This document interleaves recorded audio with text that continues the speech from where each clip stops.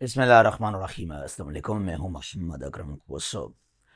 आज डेट है 13 दिसंबर, 13 दिसंबर 2025। और आज इस वीडियो में हम आपके साथ शेयर करना चाहते हैं इम्पॉर्टेंट टॉपिक्स हैं सीसी ऐसे करंट अफेयर्स और पाकिस्तान अफेयर्स के लिए, सीएसएस करंट अफेयर्स के लिए, और ईसीपी यानी कि इलेक्शन कमीशन ऑफ पाकिस्तान के ऐसे के पेपर के लिए। ये हमारे टॉपिक्स जो हैं बहुत ही इम्पॉर्टेंट हैं, इनको आप कवर करें तो इंशाल्लाह जो हैं यहाँ से क्वेश्चंस आ जाएंगे आपके पेपर में। जल्दी में हम आपको इन्फॉर्म करना चाहते हैं कि हमने जो है एक आप लोगों के लिए स्टार्ट किया है ज़बरदस्त ऑफ़र। ये ऑफ़र हमारा कंटिन्यू है और ये ऑफ़र है परमानेंट। डेली करंट अफेयर्स, यहाँ पर हम नेशनल और इंटरनेशनल डेवलपमेंट्स को कवर करते हैं। जो हैं पीडीएफ और रिकॉर्डेड लेक्चर्स डेली ग्रुप में शेयर किए जाते हैं। मंथली फीस हमने बहुत कम रखा, सिर्फ और सिर्फ 500, जस्ट 500 ये मंथली फीस है। और ये हमारा व्हाट्सअप नंबर है 034195988899। ठीक है जी। अच्छा, 20 टॉपिक्स हैं, इनको लाजमी आप समझिएगा, इनके बारे में आप जो हैं रिसर्च करें, इनके बारे में आप जो हैं मालूमात हासिल करें। ये सवाल लाजमी आएंगे आपके पास पेपर्स में। Electoral reforms in Pakistan, Pakistan के अंदर इलेक्शंस के हवाले से किस तरह के रिफॉर्म्स जो हैं इंट्रोड्यूस करने चाहिए ताकि इलेक्शंस जो हैं वो फ्री, फेयर और ट्रांसपेरेंट होनी चाहिए। क्योंकि हमने देखा है कि हर वक्त, चाहे 1970s, 80s, 90s और आज तक, इल्ज़ामात, एलिगेशंस के जो इलेक्शंस हैं वो फ्री, फेयर, ट्रांसपेरेंट नहीं हैं, रिगिंग है, धांधली है। तो क्या करना चाहिए, कौन से रिफॉर्म्स जो हैं पाकिस्तान इंट्रोड्यूस करे ताकि इलेक्शन जो हैं वो फेयर और ट्रांसपेरेंट हो सकें। ठीक है, जिस पर लाजमी आप जो हैं इसको कवर करें। Banning culture of political parties in Pakistan, Pakistan के अंदर जो सियासी जमातें हैं जिन पर पाबंदियां, जिस तरह कि आज भी डिस्कस किया जा रहा है कि तरीके इंसाफ यानी कि पीटीआई के ऊपर पाबंदी लगानी चाहिए। पाकिस्तान के आइन के आर्टिकल नंबर 17 में 17 में जो है it is about political parties, unions. आपके पास राइट मौजूद है, आप जो हैं कोई भी सियासी जमात, कोई भी आप जो हैं एक यूनियन, चाहे स्टूडेंट्स के हवाले से, मजहबी लिहाज से, सियासी माशी हवाले से, कोई भी आप जो हैं तंजीम साजी है, यूनियन है, जमात है, ग्रुप है, पॉलिटिकल पार्टीज़ है, आप बना सकते हैं। ठीक है जी, लेकिन they should not be anti Pakistan, they should not be threat to the sovereignty and security of Pakistan. ठीक है जी, तो इस चीज़ को लेकर जो है ये ज़ेरे बहस है कि पीटीआई पर पाबंदी लगानी चाहिए। नो डाउट पीटीआई बहुत ही फेमस है, मकबूल पार्टी है, ये आसान नहीं है, लेकिन ये टॉपिक की हम बात कर रहे हैं। ठीक है जी। और इससे पहले जो हैं तहरीक लब्बैक, टीएलपी पर पाबंदी इम्पोज की गई है। और इससे पहले भी जो है 1970s में, 80s की बात है, आप लाजमी उनको कवर कीजिएगा। और दुनिया के अंदर जैसे बांग्लादेश में इलेक्शंस होने जा रहे हैं फरवरी महीने के अंदर, तो वहाँ अवामी लीग के ऊपर पाबंदी इम्पोज की गई है। तो दुनिया में कौन से पार्टीज़ पर पाबंदियाँ इम्पोज किए गए उनको भी लाजमी आप समझिएगा। कुछ एग्जाम्पल्स और केस स्टडीज़ आप लाजमी लेकर आए यहाँ पे। ठीक है जी। अच्छा, 27th amendment and judicial independence in Pakistan, Pakistan में जो अदलिया की आज़ादी है, जुडिशरी की इंडिपेंडेंस है, पावर है, उसको लेकर जो हैं काफ़ी हद तक जो हैं इस तरमीम ने कमज़ोर किया है जुडिशल इंडिपेंडेंस को पाकिस्तान के अंदर। आप क्या समझते हैं, ये ठीक है, ठीक नहीं है? तो जो 27 तरमीम है इसका क्या लेन देन है पाकिस्तान के अदलिया के आज़ादी के साथ, इसको भी आप लाजमी कवर कीजिएगा। फिर यहाँ पर है impact of IMF International Monetary Fund programmes on Pakistan. हम तो जब से पैदा हुए बड़े हुए आज तक सुनते आ रहे हैं कि पाकिस्तान ने जो है ये लोन लिया, ये प्रोग्राम IMF से लिया, पता नहीं ये कब जान छूटेगा पाकिस्तान का हमारा IMF से। बहरहाल 1947 से लेकर आज तक जो पूरी जर्नी है इसको लाजमी आप समझिएगा। क्या ये जो लोन्स मिलते हैं पाकिस्तान को, फॉरेन लोन्स जो कर्ज़ा लेते हैं, ये माशी स्टेबिलिटी के लिए ठीक हैं, ठीक नहीं हैं, क्या फ़र्क पड़ता है? अभी तक पाकिस्तान लोन ले रहा है तो हमारे पास पाकिस्तान के अंदर कोई इकनॉमिक स्टेबिलिटी या जो पावर्टी है, जो अनएम्प्लॉयमेंट है, जो इन्फ्लेशन है, वो तो कम नहीं होते। पता नहीं ये लोन कहाँ जाते हैं। ठीक है जी, तो इसको लाजमी आप कवर कीजिएगा यहाँ पर भी।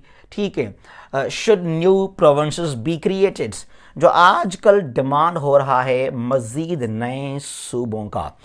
आज हमारे पास 4 प्रोविंसेस हैं, क्या मज़ीद सूबे बनाने चाहिए या नहीं बनाने चाहिए? अगर येस तो क्यों, वाई, नो तो फिर वाई, इसको लाजमी आप जो है डिस्कस करें। ठीक है जी। अच्छा, पॉपुलेशन ग्रोथ इन पाकिस्तान, अभी जो है इस पर एक सेमिनार हुआ है, समिट हुआ इस्लामाबाद के अंदर आबादी को लेकर, कॉजेज एंड कॉन्सिक्वेंसेस। जो हमारी आबादी है, पॉपुलेशन है, जो हाई ग्रोथ रेट है 2% से ज़्यादा, 2.5% है पॉपुलेशन ग्रोथ पाकिस्तान के अंदर, और हर साल 45 मिलियन पीपल आर एडेड, यानी कि 40 से 50 लाख पाकिस्तान में लोग मज़ीद ऐड होते हैं एक साल में, यानी कि ये क्या है, ये हाई बर्थ रेट है। ठीक है, तो इस चीज़ को भी लाजमी आप कवर कीजिएगा यहाँ पे। और यहाँ जो 51 से लेकर जो अभी तक सेंसस हुए हैं कोई 6-7, उनको भी लाजमी आप कवर कीजिएगा। ठीक है जी। अच्छा, और यहाँ पर जो मल्थस थ्योरी है उसको भी आप समझिएगा लाजमी, कि अगर आबादी देखिए चाइना के अंदर, चाइना की आज आबादी है 1.5 बिलियन, 1.5 अरब चीन की आबादी है। वहाँ तो पार्टी नहीं है, वहाँ तो इन्फ्लेशन नहीं है, वहाँ तो अनएम्प्लॉयमेंट नहीं है, सब कुछ ठीक है वहाँ पर। Its population is not liability but asset. लेकिन हमारे पास क्या है पाकिस्तान में, 24-25 करोड़ आबादी है, हम चिल्ला रहे हैं, अनएम्प्लॉयमेंट है, बेरोज़गारी है, बर्डन है आबादी को लेकर। तो क्या ये गवर्नमेंट की कमज़ोरी है, बेड गवर्नेंस है, हमारे पास जॉब्स नहीं है, डेवलपमेंट नहीं हो रहा, तो हम इल्ज़ाम लगा रहे हैं कि बस आबादी को कंट्रोल किया जाए तो मामलात बेहतर हो जाएंगे। ठीक है जी, तो इनको भी लाजमी आप जो है कवर करें। पाकिस्तान एंड इंडिया वा 2025 गेन्स एंड लॉसेस, इस जो अभी जो बॉर्डर को लेकर जो इंडिया ने ऑपरेशन लॉन्च किया, पहलगाम का वाक़या हुआ, उसके बाद इंडिया ने ब्लेम लगाया कि पाकिस्तान इज़ रिस्पॉन्सिबल। फिर इंडिया ने जो है वायलेशन की, पाकिस्तान की सॉवरेंटी की, हमारे ऊपर अटैक कर दिया ऑपरेशन सिंदूर के नाम से, फिर हमने भी जवाब दिया। ठीक है जी, तो क्या गेन्स पाकिस्तान के लिए, क्या लॉसेस, इसको समझिएगा। ठीक है जी। अच्छा, फ्री है Indus water treaty of 1960, India ने यूनिलेटरली इस कहा कि हम इस एग्रीमेंट को ख़त्म करते हैं। हालांकि इस ट्रीटी का जो आर्टिकल नंबर 12 है उसमें वाज़े लिखा हुआ है कि यूनिलेटरली आप इस एग्रीमेंट को ख़त्म नहीं कर सकते हैं। दोनों कंट्रीज़ जब चाहेंगे यूनानिमसली, दोनों कंट्रीज़ जो हैं एक और एग्रीमेंट साइन करेंगे इसको टर्मिनेट करने के लिए, तब ये एग्रीमेंट ख़त्म किया जाएगा जब दोनों कंट्रीज बात पे अग्री हों। ठीक है जी, कोई भी कंट्री यूनानिमसली इस ट्रीटी को ख़त्म नहीं कर सकता, लेकिन इंडिया का दावा है कि हम इसको नहीं मानते हैं, तो आप इसको लाजमी आप कवर कीजिएगा। Cyclones and floods in south Asia, climate change को लेकर यहाँ पे पूरे साउथ एशिया के अंदर जो आजकल जो हैं दिसंबर, अक्टूबर, नवंबर के अंदर जो 3-4 साइक्लोन्स आए इन द इंडियन ओशन, चाहे वो अरेबियन सी है, बे ऑफ बंगाल है, जिस तरह लोग मरे श्रीलंका के अंदर, और नुकसान पहुंचा इंडोनेशिया के सुमात्रा आइलैंड को, थाईलैंड को वहाँ पे। ठीक है जी। तो इंडोनेशिया है, थाईलैंड है, श्रीलंका है, वहाँ पे साइक्लोन्स आए हैं, किस तरह उनको नुकसान पहुंचा है। और पाकिस्तान के अंदर 2025 के फ्लड्स हों, 2022 के फ्लड्स हों, 2010 के फ्लड्स हों, 1970s के फ्लड्स हों, तो पाकिस्तान क्या कुछ कर सकता है, हमें क्या करना चाहिए इन फ्लड्स को जो है फेस करने के लिए। क्या हमें मज़ीद डैम्स चाहिए? डैम तो इंडिया के पास भी हैं, लेकिन वहाँ भी फ्लड्स आ चुके हैं। ठीक है जी। तो क्या करना चाहिए पाकिस्तान को और पूरे साउथ एशिया के अंदर, कौन से स्टेप्स जो हैं लेने चाहिए? COP COP30 जो हुआ अभी बेल्म ब्राज़ील के अंदर, एंड क्लाइमेट चेंज, ट्रंप ने कहा कि हम, ये झूठ है, ये मिथ है। हम, ट्रंप का जो स्पीच है UNGA के अंदर इस बार, तो ट्रंप ने वहाँ वाजे कर दिया कि क्लाइमेट चेंज को छोड़ दें, आप अपने इकोनॉमिक डेवलपमेंट पर फोकस किया करें आप। और अमेरिका ने यहाँ पे बाईकाट भी किया, ट्रंप यहाँ पे नहीं भी गया था। बहरहाल आप जो हैं इस जो हैं COP30 को लाजमी समझें कि इसमें कौन से इनिशिएटिव्स लिए गए। और इससे पहले जो हैं 2015 का है पेरिस एग्रीमेंट, उसको देखें, बाकू के अंदर या दुबई में। सिंपली आप जो है ना ये COP28, COP29 और COP30, इनको लाजमी आप समझिएगा। 2015 जो पेरिस का एग्रीमेंट है इसको लाजमी आप कवर कीजिएगा। और उसके साथ साथ जो हैं IPCC के जो रिपोर्ट्स हैं, जो 6-7 जो हैं इसके असेसमेंट्स रिपोर्ट्स हैं, उनको भी लाजमी आप समझिएगा। और क्लाइमेट रिस्क इंडेक्स के जो रिपोर्ट्स हैं उनको भी लाजमी आप कवर कीजिएगा। ठीक है जी। अच्छा, उसके बाद पाकिस्तान एंड सऊदी डील, जो डिफेंस डील किया पाकिस्तान ने और सऊदी अरेबिया ने डिफेंस को लेकर, म्यूचुअल डिफेंस, ये क्या ये फ्यूचर में जो है एक नेटो ऑफ मुस्लिम बन जाएगा या नहीं बनेगा? पहले तो इस डील को आप समझें कि जो पाकिस्तान और सऊदी अरेबिया ने ये डिफेंस डील साइन किया, लाइक नेटो, जो नेटो का चार्टर का आर्टिकल 5 है अबाउट कलेक्टिव सिक्योरिटी, कि एक कंट्री के ऊपर अटैक, पूरे नेटो पे अटैक तस्वर किया जाएगा, then NATO will respond collectively. ठीक है जी। तो यहाँ भी कुछ ऐसा ही है। तो क्या फ्यूचर में यहाँ पे और भी कंट्रीज आ सकते हैं? अगर आप पढ़ेंगे नेटो की तारीख को तो 1947 में, 48 में पहले 2 कंट्रीज थे, फ्रांस और ब्रिटिश UK थे।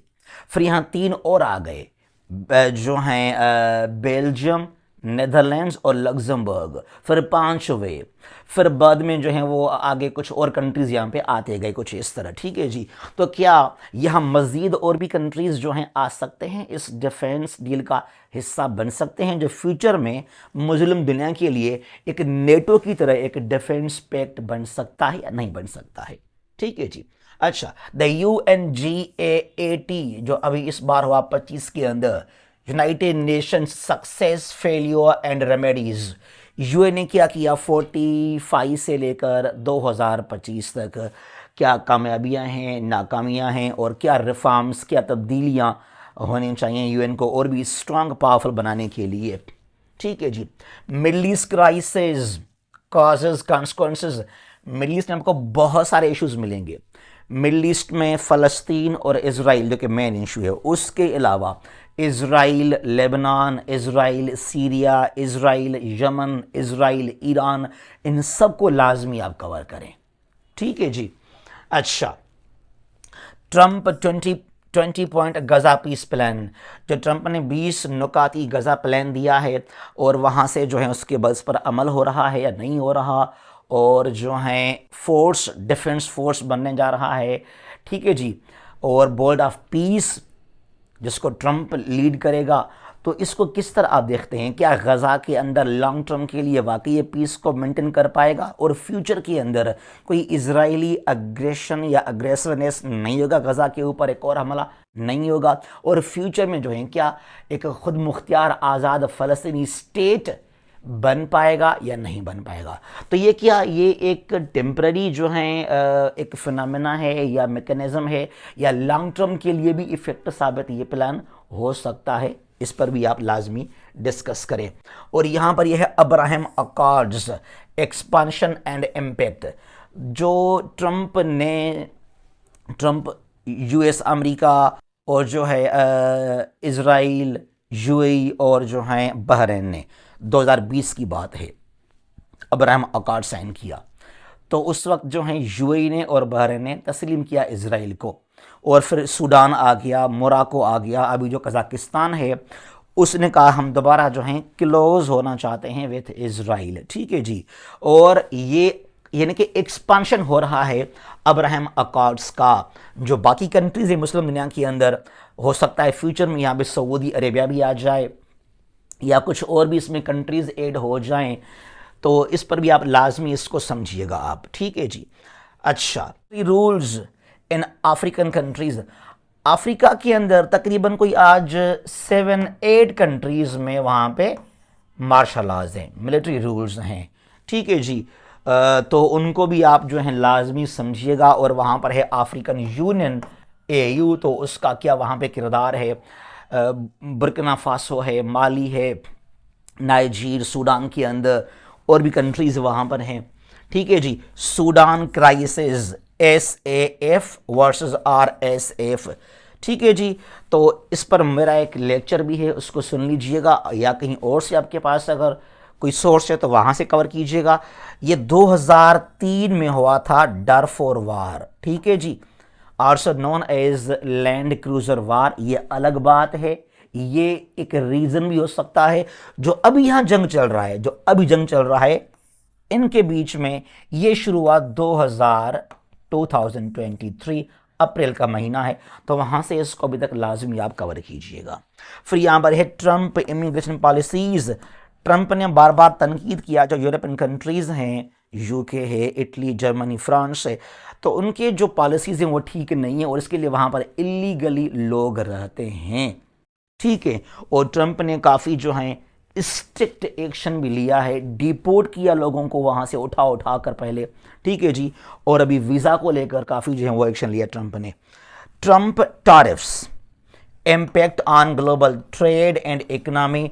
ट्रंप ने जो एक बम गिराया पूरे दुनिया के ऊपर टैरिफ्स का, न सिर्फ जो एंटी अमेरिकन कंट्रीज़ हैं जिस तरह के वो चाइना है या वो जो हैं कुछ और कंट्रीज़ हैं उन पर, बल्कि पूरे जो फ्रेंडली कंट्रीज़ भी हैं, चाहे वो कनाडा, चाहे वो यूरोपियन कंट्रीज़ हैं, सब पर ट्रंप ने टैरिफ्स इंपोज किए। ठीक है जी। क्या असरात पड़ेंगे इसके ग्लोबल ट्रेड के ऊपर, इकनॉमी के ऊपर, क्या फ़ायदा होगा अमेरिका को, क्या नुकसान होगा अमेरिका को, और क्या कुछ मिलेगा दुनिया के लिए। फिर यहाँ पर हैं alliances, blocks and kinetic wars, threat of world war 3। ठीक है जी। तो क्या जो हैं अभी बन रहे हैं डिफरेंट अलायंसेस बन रहे हैं। जो एक ज़माना था वर्ल्ड वार 1 से पहले, वर्ल्ड वार 2 से पहले अलायंसेस थे। ठीक है जी। और UN बना, तो अभी जो बन रहे हैं अलायंसेस, क्वाड है, ऑकस है, नेटो है, SCO है, कुछ और जो हैं रीजनल म्यूचुअल बायलैटरल ट्रीटीज़ हो रहे हैं डिफेंस को लेकर, तो क्या ये जो हैं एक थ्रेट हो सकता है फ्यूचर में, लूमिंग थ्रेट है ये वर्ल्ड वार 3 को लेकर। तो ये वो टॉपिक्स हैं जो आपको, ये वो हमारे जो हैं वो एरियाज़ हैं, हमारे वो टॉपिक्स हैं जो आपको बहुत ही सपोर्ट कर सकते हैं ECP के एसे के लिए, CSS करंट अफेयर्स और एसे के लिए भी, और CC का जो एसे है करंट अफेयर्स पाकिस्तान अफेयर्स, और CSS के पाकिस्तान अफेयर्स के लिए भी आपको सपोर्ट कर सकता है हमारा ये लेक्चर आज का। जहाँ भी हैं खुश रहें, महफूज रहें। अल्लाह हाफिज़।